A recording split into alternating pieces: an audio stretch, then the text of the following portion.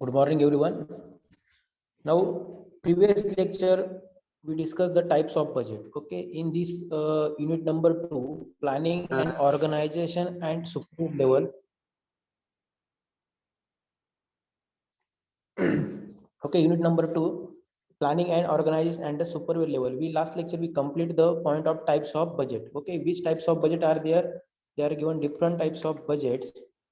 For example, labor budgets, fixed budgets, functional budgets, and the variable budgets. Okay, they are given a different types of budget, and we also taken a one example for the cinema tickets. Means based upon the definition regarding to budget, means taxi charge also given, then cinema tickets, dinner, taxi charge back to home, and total amount of budget is 450. Last lecture we taken these types of example. Now today's lecture we only taken a revision for the types of budget. Already we complete the all the points of unit number 2. Okay, unit number 2 होतं. Last previous लेक्चरला खूप सारे student absent होते.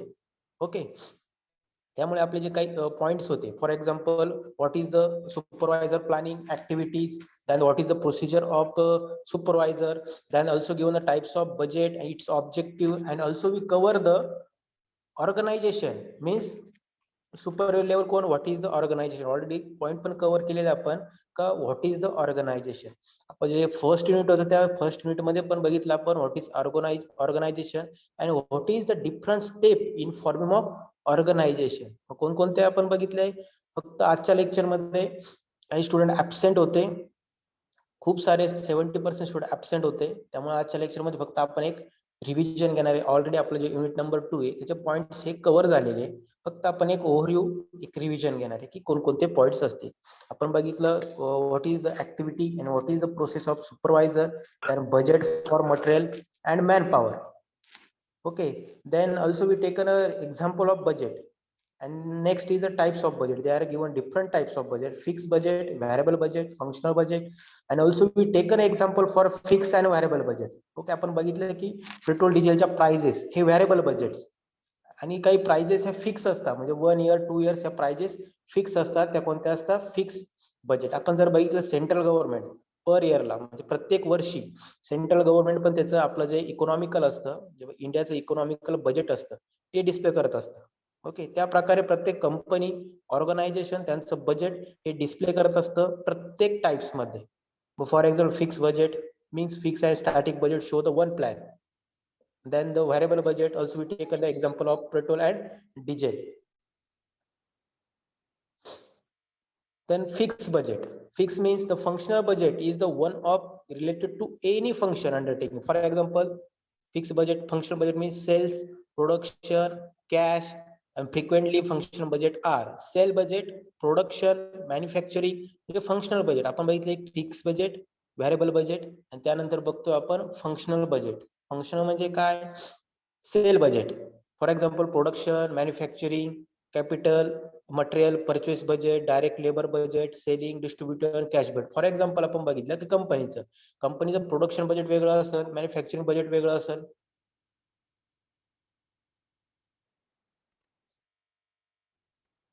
Okay, ह्या different types of budget असतात. मग cells budget वेगळं असेल, marketing साठी बजेट वेगळं प्लॅन्स असेल, फॉर ट्रान्सपोर्टेशन साठी वेगळं असेल, सेलिंग साठी वेगळं असेल, आणि कॅश बजेट. हे डिफरंट टाइप्स ऑफ बजेट असतात, ते आपण स्टडी केले. Then next point also given the production budget including various reports. आपण लास्ट लेक्चरला बघितलं, कालच्या लेक्चरला आपण बघितलं की रिपोर्ट कसे असतात. सपोज आपल्या स्टोर मधून मटेरियल परचेस करायचं असेल प्रोडक्शन डिपार्टमेंटला, तर आपण बघितलं की तिथे एक फॉर्म शो केलेलं होतं. फॉर एक्झाम्पल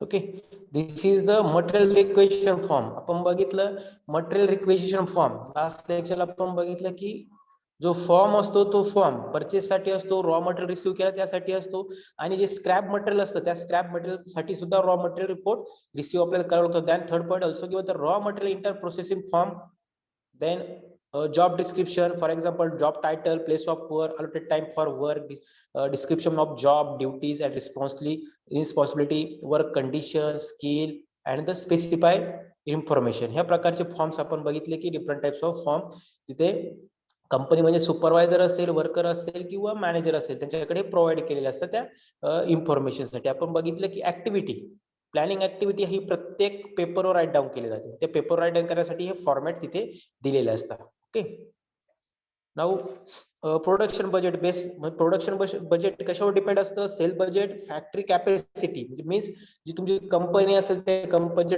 टर्नओव्हर, त्याचं प्रोडक्शन, त्यावर ते डिपेंड असणारे तुमचं बजेट. मग स्मॉल स्केल इंडस्ट्री असेल तर स्मॉल बजेट असेल, मीडियम तर मीडियम असेल, आणि हाय असेल तर हाय बजेट असेल. आणि budget stock also requirement, then economical loss size, availability of raw material and labour.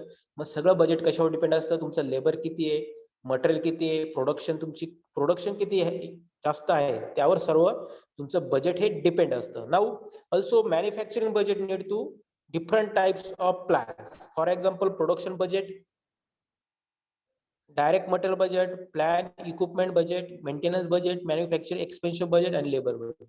Simple example, company मध्ये सपोज तुम्ही कंपनी इन्स्टॉल केली, तुम्हाला स्टार्टिंगला बजेट कसं लागेल? Man power.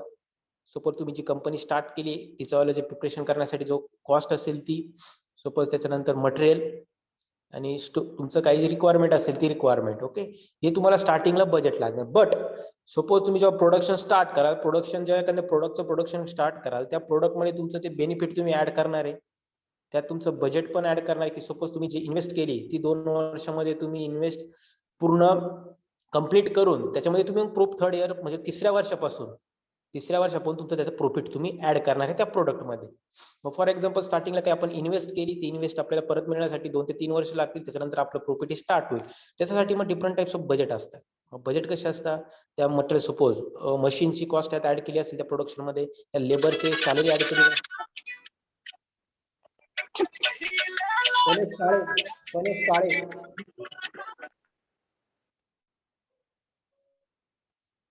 Ganesh Kale.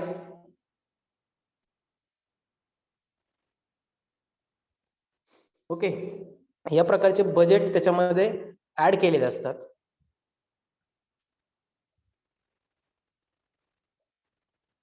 Okay, different types of budget बघितले. मटेरियल रिक्वायरमेंटचे बजेट असेल त्या ती प्राइस ऍड केली असेल, मशीन असेल, मॅनपॉवर असेल, त्या प्रोडक्ट सपोज एखाद्या प्रोडक्टचं प्रोडक्शन केलं त्याची एक प्राइस असेल 100 रुपीज, त्या 100 रुपीज मध्ये मशीनची प्राइस ऍड केली असेल 10 रुपीज, त्यानंतर सॅलरीच्या वर्करची ऍड केली असेल 10 रुपीज.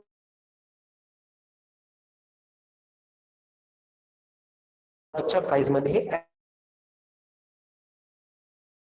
इक्विपमेंट बजेट असेल, मेंटेनन्स बजेट असेल, त्यामध्ये त्या प्रोडक्ट मध्ये ऍड केलेले असतात. Now also given a last point is a labour budget. Okay, labour budget, जो पण वर्कर त्या लाईन्स ऑफ वर्क म्हणजे प्रोडक्शन करतो त्याची जी सॅलरी असते त्या टोटल सॅलरी सुद्धा त्या प्रोडक्ट मध्ये ऍड केलेली असते त्या प्राइस मध्ये, प्रोडक्टच्या प्राइस मध्ये. That is the labour budget also given. For example use work study, calculate the standard time from each operation. From work study, calculate total number of hours required for production. Convert the hours into the labor requirement. Okay, this is the labor budgets. मग labour budget मध्ये काय काय एक format आहे. Suppose for example labour budget असेल त्याच्यामध्ये format असेल. बरे बघितले की टाइप्स ऑफ बजेट्स आहे. मग आपण बघितले फॉर्मॅट असतात की प्रत्येकाची प्राइस आपल्याला इथे पेपरवर हे मेन्शन करावं लागते की जे प्रोडक्ट असेल त्या प्रोडक्टची प्रत्येक प्राइस म्हणजे सपोज फॉर एक्झाम्पल एखादा प्रोडक्ट आपण विकत घेतला, सपोज टायर्स असेल, सेट कंपनीचे टायर्स असेल, त्या टायरची प्राइस असेल सपोज 3000. ओके, 3000 3000 प्राइस असेल तर ते 3000 मध्ये आपण कसले कसले चार्जेस हे इन्क्लूड केलेले हे कंपनीकडे पूर्ण रेकॉर्ड असतं. त्यांचं प्रॉफिट असेल, मटेरियलचं परचेसिंग असेल, त्या प्रोडक्शन लाईनचा चार्ज असेल, मेंटेनन्स असेल, या सर्व गोष्टी त्या 3000 प्राइस मध्ये इन्क्लूड केलेल्या असतात आणि ती एक शीट त्यांनी रेडी केलेलं असतं. ओके, त्या शीट नुसार गव्हर्नमेंटने कोणत्या प्रोडक्ट रिलेटेड ऍक्शन घेतली तर त्यांच्याकडे पूर्णपणे हे नोट डाऊन केलेलं असतं की प्रत्येक प्राइस, त्या प्रोडक्टची जी प्राइस आहे त्याच्यामध्ये आपण काय काय ऍड केलेलं बजेट असेल. ओके. सो लेबर बजेट साठी एक फॉर्मॅट असतो. For example worker, numbers, hours, standard rate, direct labours and total. This is the different types of slot for the labour budget. Means worker are skill worker, men and female. मग तो worker कोणता असेल? Skill असेल. मग skill असेल तर तो mail असेल का फिमेल असेल त्या प्रोडक्शन लाईनवर. त्याच्यानंतर असे सेमी स्किल असेल. ओके. मग then male and female also आणि अनस्किल. हे 3 टाइप्स ऑफ वर्कर असतात. Unskill, semi skill and skill. मग त्यात 2 टाइप्स असतात, मेल अँड फिमेल. या प्रकारचं लेबर बजेट आपण तिथे प्रोसेस करत असतो. या प्रकारचं टाइप्स ऑफ बजेट आपण बघितलं. ओके. मग कोणकोणते टाइप्स आहे budget? Fix budget, variable budget, functional budget. Okay. This is the different and the labour budget. This is the different types of budget. And next point is organisation and supervision level. म्हणजे what is the organization? Already we discuss in unit number 1. So what is the organization? Organization mean when 2 or more people come together. Okay. Simply definition of organization is when 2 or more people come together and agree to coordinate. Wait.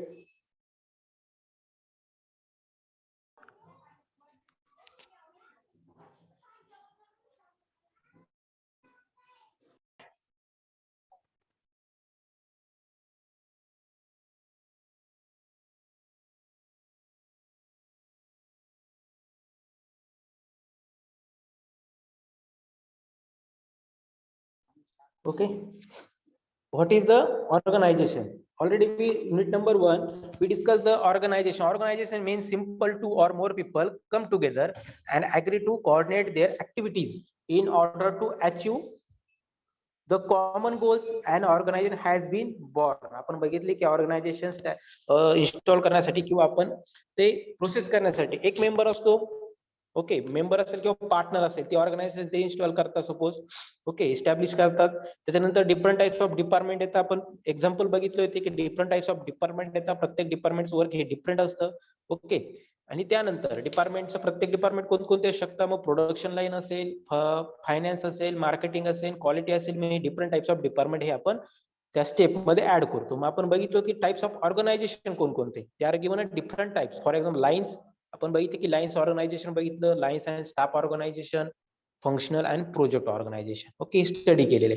फक्त आपण बघूया step in forming organisation. They are given a 6 step of forming organization. First one is the determination of objective and goal. Second one, the design function to achieve the objective.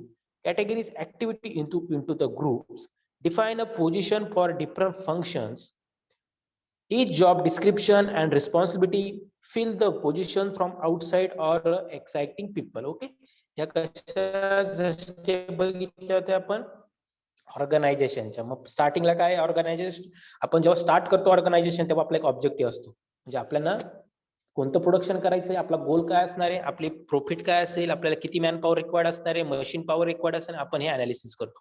त्यानंतर जो goals असतो आपण ते start करतो production आणि ते target achieve करण्याचा प्रयत्न करतो. मग त्यानंतर डिझाईन असते. डिझाईन कम्प्लीट केल्यानंतर सपोज तुमचे जे वेंडर कंपनी असतील त्यांच्याकडून ऑर्डर परचेस करणे. त्यासाठी मार्केटिंग डिपार्टमेंट असू शकतो किंवा फायनान्स डिपार्टमेंट मधून काही डिपार्टमेंट ऍड केलेले असतात की जो प्रोडक्ट असेल तो प्रोडक्टची आपण दुसऱ्या वेंडर कंपनी असते त्यांच्याकडून ऑर्डर घेणे. त्यासाठी पण काही क्रायटेरिया, काही फंक्शन ते ऑर्गनायझेशन फॉर्मिंग मध्ये इन्क्लूड केलेले असतात. Then principle of organisation. Principle of organisation. First only मी understand the what is the principle. Understanding of objective, responsibility. म्हणजे सिंपल ऑर्गनायझेशनचा मोटिव्ह काय असतो, responsibility, authority, span of control. Span of control म्हणजे काय, प्रत्येक डिपार्टमेंट हे सेपरेट असतं. प्रत्येक डिपार्टमेंटला हेड दिलेला असतो. त्या हेडने ते डिपार्टमेंट हँडल करायचं असतं आणि ते टार्गेट अचीव्ह करायचं असतं. Division and group of work, proper delegation of work, effective and efficient communications, line and staff interaction, balance, stability, flexibility. आपण हे सर्व पॉईंट डिस्कस केले होते की रिस्पॉन्सिबिलिटी कोणाकडे असेल, सुपरवायझर असू शकतो, सपोज त्या डिपार्टमेंटचा हेड असू शकतो किंवा assistant manager, manager, CO, plant head. हे प्रत्येक पोस्टनुसार प्रत्येकाला रिस्पॉन्सिबिलिटी आणि ऑथॉरिटी ही प्रोव्हाइड केलेली असते. Then span of control.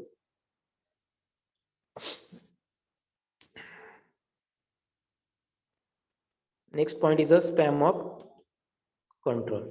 Also given a division and group of work. We know the group of work.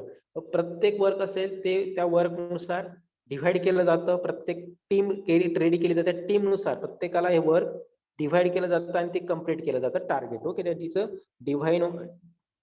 division and group of work, proper delegation of work, line and staff interaction means supervisor आणि जो worker असेल किंवा supervisor management असेल त्यांच्यामध्ये ते coordination also important for the organization. Then balance, stability and flexibility. Okay, हे points आपण केले. त्यानंतर ऑर्गनायझेशन स्ट्रक्चर बघितलं, डिफरंट टाइप्स ऑफ ऑर्गनायझेशन कोणत्या, lines, military, scalar, lines and staff, functional and project. Okay, हे पॉइंट्स कव्हर केले. Simple example घेतो की लाईन्स काय म्हटलं होतं आपण, लाईन्स कशी असते, सेल्स मॅनेजर असतो.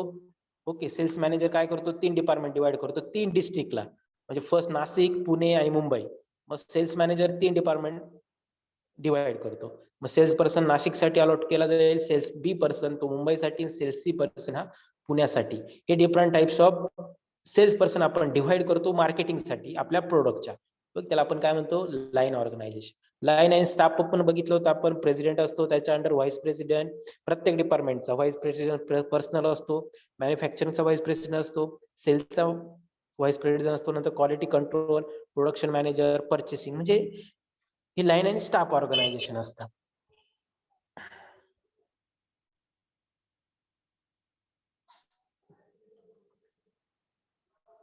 ओके, त्यानंतर होतं फंक्शनल फंक्शनल. आपण एक्झाम्पल घेतो फंक्शनल.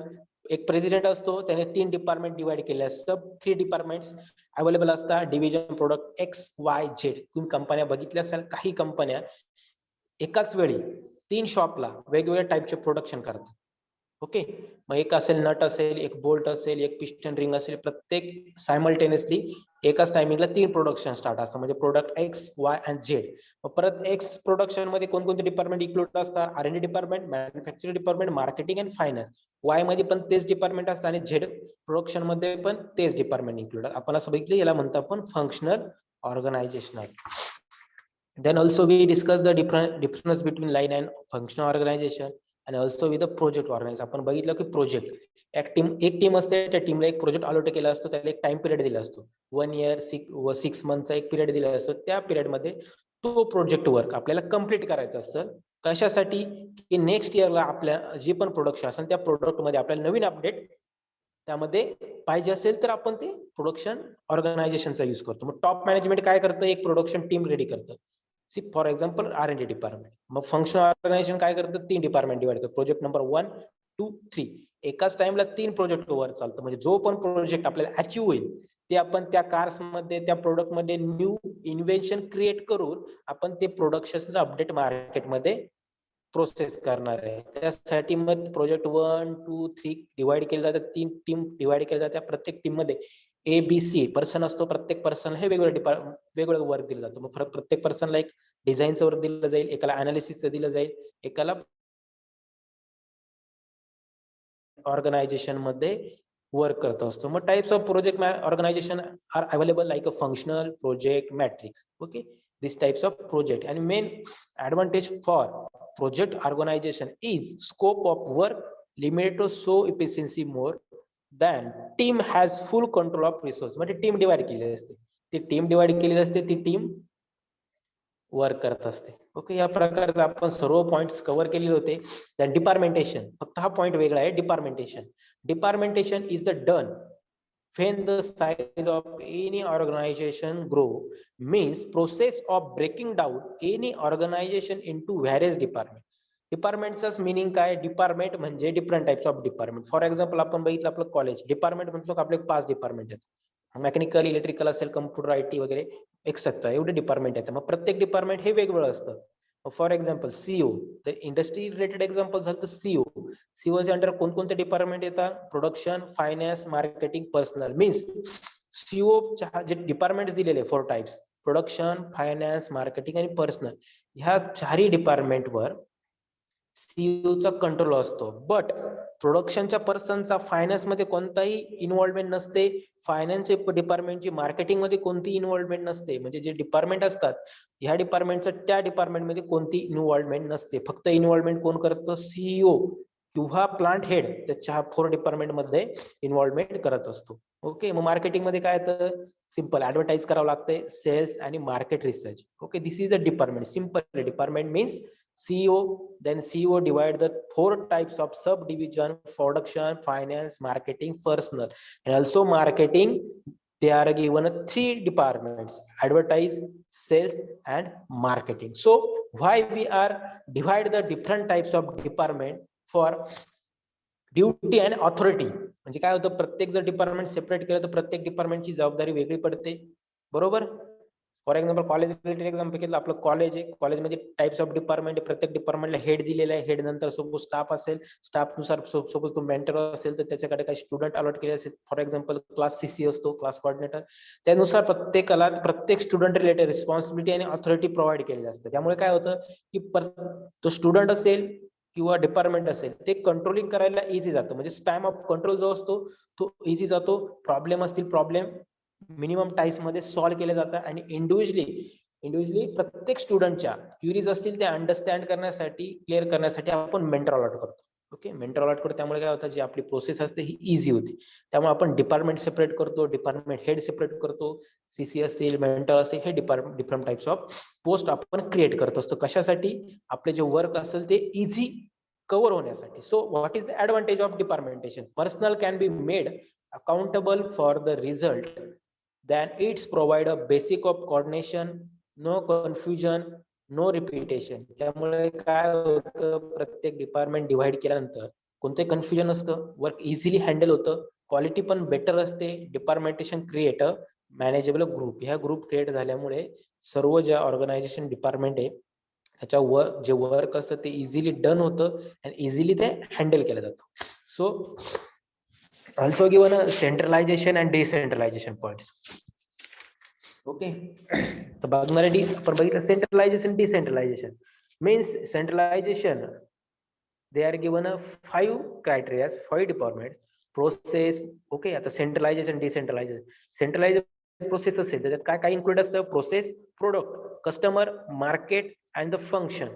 ओके, हे पॉइंट्स इन्क्लुडेड आहेत. मग प्रोडक्ट, सपोज फॉर लार्ज आणि complex organisation product department is big in virtual. मग त्या प्रोडक्ट रिलेटेड डिपार्टमेंट सेपरेट केले जातात, त्याच्या रिलेटेड वर्क तिथे हँडल केलं जातं.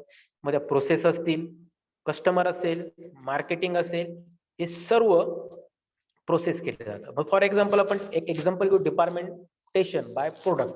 आता एक प्रोडक्ट आहे, मीन्स प्रोडक्टचं आपल्याला डिव्हायडेशन करायचंय. तर कसं करणार? बोर्ड ऑफ डायरेक्टर असतील, त्यानंतर जनरल मॅनेजर असेल.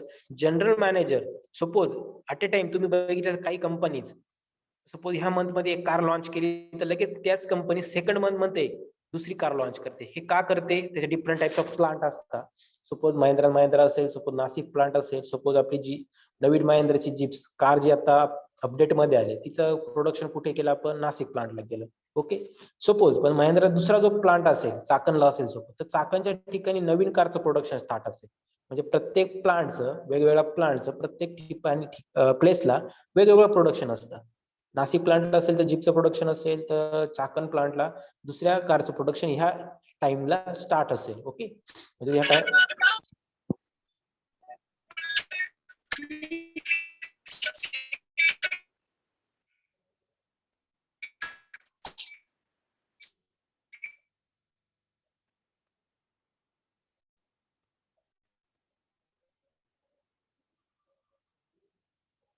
ओके. तर आपण एक्झाम्पल घेतलं की for example Mahindra and Mahindra आणि plant, different types of plant. For example Nashik plant and Chakan plant. तर प्रत्येक दोन्ही प्लांटला हे डिपार्टमेंट सपोज वर्क करत असतील, कार्सवर वर्क करत असतील, पण प्रत्येक डिपार्टमेंटमध्ये वेगवेगळं रिसर्च असतं. सपोज इथे वेगळी कारचं अपडेट असेल, तिथे वेगळी कारचं असेल. मग त्यासाठी आपण काय म्हणू? डिपार्टमेंटेशन बाय प्रोडक्ट. म्हणजे प्रोडक्ट एकच आहे, पण ते दोन गोष्टींचे अपडेट क्रिएट करत असतात. मग for example board of director, general manager दोन डिपार्टमेंट डिवाइड करतो. A class car, B class car, म्हणजे दोन गाड्यांची अपडेट एका टायमिंगला ते अपडेशन स्टार्ट असतं. मीन्स रिसर्च स्टार्ट असतं की काय नवीन अपडेट करायचं असेल. Okay, for example class A car, मग त्याच्यामध्ये कोणकोणते डिपार्टमेंट इन्क्लूड असतील?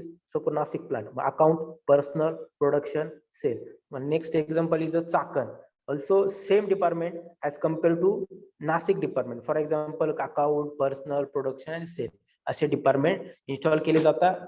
आणि सगळ्यात इम्पॉर्टन्स, जे प्रोडक्शन असतं हे दोन्ही कंपनीला वेगवेगळं स्टार्ट असतं. आता जे कार्स असतात, कारचे काही पार्ट्स हे सेम असतात, इंजिन चेंज असेल पण टायर्स असतील, ऍक्सल असतील, बॉडीची फक्त डिझाईन चेंज असेल पण बाकीचे इंटेरियर असेल हे सेम असू शकतं. फक्त त्याच्यामध्ये आपण कोणत्या पार्टची अपडेट करतोय, त्या कार्स मध्ये कोणत्या पार्टची अपडेट करतोय त्याच पार्टचं तिथे रिसर्च केलं जातं. मग हे डिपार्टमेंट बाय प्रोडक्ट ह्यानुसार ते प्रोसेस केलं जातं, इन्स्टॉल केलं जातं. For example board of director, than the general manager divide the two departments. For example, A class car, B class car. Also A class divide the subdivisions accountant, personal, production, sales, and also B car also same division as compared to class A cars. Okay, या प्रकारचे department आपण divide करत असतो. मग नंतर next part कोणता आहे, हे कंप्लीट केलं departmentation by product. Next is a departmentation by function. Same based on board of director, general manager. Okay, board of director and general manager. मग जनरल मॅनेजर मध्ये कोणकोणते डिपार्टमेंट इन्क्लूड असतात, personal department, production, purchase, finance, accountant, marketing, sales and research and development. Okay, हे different types of department अशाच under येतात departmentation by function. Okay okay, आपण part कोणता cover केलेला आहे, आपण टाइप्स ऑफ बजेट बघितलं, त्यानंतर टाइप्स ऑफ ऑर्गनायझेशन बघितलं. Also we taken the different types of organisation. Example, for example project organisation, line and staff. Also we taken examples and also complete the advantage disadvantage regarding to organization. And next point is the departmentation. Departmentation means we separate the different types of departments, for example production, finance, marketing, etc. And also under the departmentation there are two types of department, एक centralized department, decentralized department. For example process, product, customer, function. Okay, this is the different types of department for the departmentation. Also we taken an example regarding departmentation by product. For example, board of director, general manager, class 1 car, class 2 car. Okay, this is the example of departmentation by product. Second one also given departmentation by function. Also different department are given, for example production, accountant, finance and purchase. Okay, तर या department इथे include केलेले असतात. Then simple points, authority and responsibility. Simple authority and responsibility आता बघितलं तर different type post असतात. Post असतात, त्या पोस्टनुसार डिफरंट टाइप पोस्टनुसार ऑथॉरिटी अँड रिस्पॉन्सिबिलिटी प्रोव्हाइड केलेली असतात. ओके, त्या पोस्टनुसार. मग ते आपल्याला इम्पॉर्टंट असतं ऑर्गनायझेशन मध्ये. Delegation of authority. Simply say that what is the delegation. Delegation means responsibility in a term of result, principle of unity of command, delegation of responsibility, free flow of information and delegate authority. मग authority कोणाला दिली असते, supervisor असेल त्याला काय authority regarding to worker, responsibility authority त्याला provide केली असते. मॅनेजरला वेगळी ऑथॉरिटी असेल. म्हणजे पोस्टनुसार प्रत्येक पर्सनला कंपनीमध्ये ही ऑथॉरिटी अँड रिस्पॉन्सिबिलिटी असते, ती प्रोव्हाइड केलेली असते. कधी प्रोव्हाइड केली असते, ट्रेनिंग पिरियड मध्ये. जो काही पर्सन न्यू असेल, अनस्किल असेल, त्याला स्किल करण्यासाठी काही टाइम पिरियड दिला जातो. टाइम पिरियड मध्ये त्याला ते authority and responsibility have provided केलं. So authority and responsibility also given, and delegation of authority. Then span of control. Simply say that span of control means number of subordinate who report to the executive. Okay, different types of department also given. प्रत्येक डिपार्टमेंटचं work हे वेगळं असेल.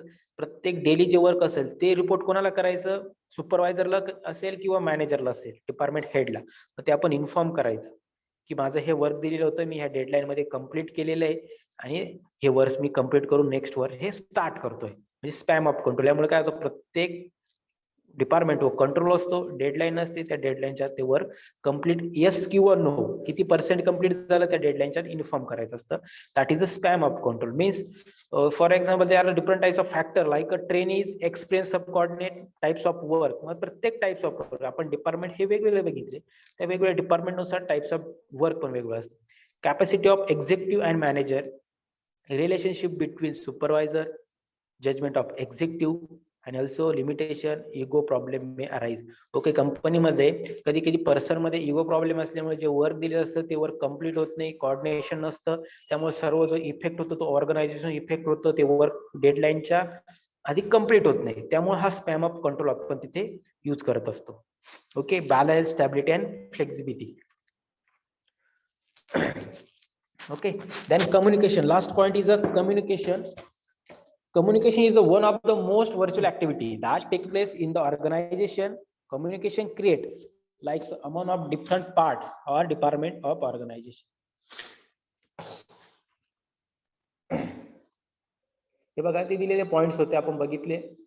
Budget, how to prepare man for budget, unit of product, manpower cost, January, February and March, म्हणजे different types of month असतील. त्याच्यामध्ये प्रत्येक month आपण बघितलं कंपनीमध्ये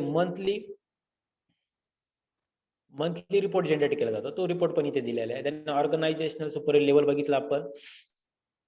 त्याच्यामध्ये इम्पॉर्ट ऑफ ऑर्गनायझेशन्स, रोल्स बघितले. then the different types of process of organization, for example delegation of authority, responsibility, then principle of organization means आपण जे points cover केले ते division of work, specializations, then span of control, unity of command, unity of directions, balance, coordination, expectation. Okay, and effective delegations, advantage also delegation. This is the authority. आपण बघितलं की authority कोणाला असते, supervisor post नुसार authority असते, तो पण आपण कव्हर केला. responsibility ही post नुसार प्रोव्हाइड केली जाते. Then span of control, they are given a different way of span of control. Wide span of control means flat organization, narrow span means tall organization, and also factor influence span of control. Okay, then matching process. Okay, see why people are work. आता हा points दिलेला आहे. why people are work म्हणजे जो customer असेल, sorry, जो worker असेल, supervisor, तो वर्क तिथे का करतो? सिंपल आहे, तो कशासाठी वर्क करत असतो? सॅलरीसाठी असेल. ओके, सॅलरीसाठी वर्क करत असतो. मग इथे दिलेलं बघा डिफरंट टाइप्स ऑफ फॅक्टर्स, म्हणजे सिंपल आहे, प्रत्येक पर्सन हा जॉब करतो, वर्क करतो, तो कशासाठी करतो? व्हाय पीपल वर्क. तिने कशासाठी दिले बघा. त्याच्यामध्ये कोणकोणत्या गोष्टी तुम्हाला कोणी विचारलं तर कोणकोणत्या गोष्टी गरजेच्या असतात. सॅलरी तर इम्पॉर्टंट असते, सॅलरीसाठी जॉब्स करतो. आणि सिक्युरिटी, जो तिथे जॉब करतो, सो मायनिंग कंपनी असेल तर मायनिंग कंपनीमध्ये सिक्युरिटी आपण जास्त देऊ शकत नाही. ओके, तिथे कोणताही प्रॉब्लेम क्रिएट होऊ शकतो, ऍक्सिडेंट होऊ शकतो. मग ते सिक्युरिटी, जॉब करत असताना सॅलरी इम्पॉर्टंट असते, सॅलरी सोबत काय असते? सिक्युरिटी. मग तुमच्या मेडिकल लिव्ह असतील, या सर्व सिक्युरिटी असतात त्या पर्सन रिलेटेड. सॅटिस्फॅक्शन, तुम्ही जे वर्क करतायत, जेवढं वर्क करताय त्या वर्क रिलेटेड तुम्हाला जी सॅलरी मिळते, तुम्ही त्यांनी सॅटिस्फाय आहात किंवा नाही, that is also important point of satisfaction. आणि स्टेटस, त्या कंपनी रिलेटेड जे पोस्ट असतील तर पोस्टनुसार तुमचं जे स्टेटस काय असेल ते पण इम्पॉर्टंट असतं. म्हणजे simple, why people work, they are given 4 functions. 4च गोष्टींसाठी आपण तो वर्क करतो: salary, security, satisfaction and status. Now why people work for you. आता जे पीपल्स असतात ते कशा का बरं वर्क करतात कंपनीमध्ये असेल, ऑर्गनायझेशन मध्ये? कारण जे वर्कर वर्क करतात, मग मॅनेजर असेल, सुपरवायझर असेल, वर्कर असेल, ते वर्क करतात, त्यांना त्या रिलेटेड सॅलरी मिळते. बट जे ते वर्क करत असतात त्या वर्कमुळे कंपनीची ग्रोथ होत असते. हा इम्पॉर्टंट पॉईंट असतो. मग कंपनीची ग्रोथ जेवढी हाय असेल त्या रिलेटेड त्यांना ती सॅलरी पण इन्क्रीमेंट झाली पाहिजे. सॅलरी जी मंथली असेल, सॉरी, जी सॅलरी असेल, जी इयरली असेल, ती त्यांची इन्क्रीमेंट ही झाली पाहिजे. कारण की इन्क्रीमेंट त्यांची जर पर इयरला जर इन्क्रीज होत असली तर जो फॅक्टर असेल, सॅलरी फॅक्टर असेल, तो ऑलवेज त्यांचं सॅटिस्फॅक्शन होतं. सॅटिस्फॅक्शन कंपनीची ग्रोथ होते आणि कंपनीच्या प्रोडक्शन मध्ये पण इम्प्रुव्हमेंट होते. मग कंपनीची इम्प्रुव्हमेंट झाली, फॉर एक्झाम्पल जर बघितलं, वर्कर अँड सुपरवायझर जी मॅनेजमेंट लेवल बॉडी असते, low level management level body असते, ते जर सॅटिस्फाय असेल तर ऑटोमॅटिकली प्रोडक्ट मध्ये क्वालिटी येते, प्रोडक्शन हे जास्त प्रमाणात होतं, आणि ते सॅटिस्फाय असेल तरच कंपनीची ही ग्रोथ होत असते. ओके, हा सगळ्यात इम्पॉर्टंट पॉइंट्स.